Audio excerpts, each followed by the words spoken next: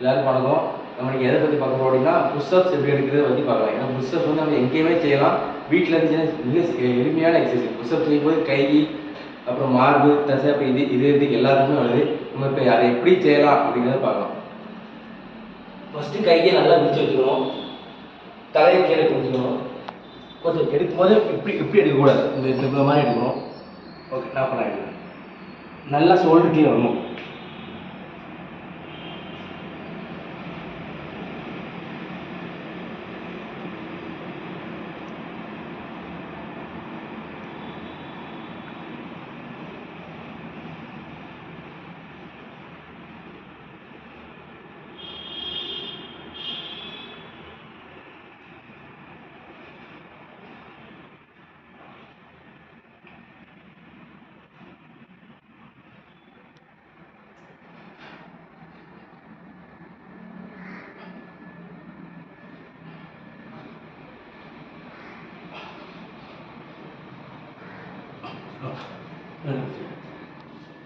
நான் 50 புஷ்அப்ஸ் போட்டேன்.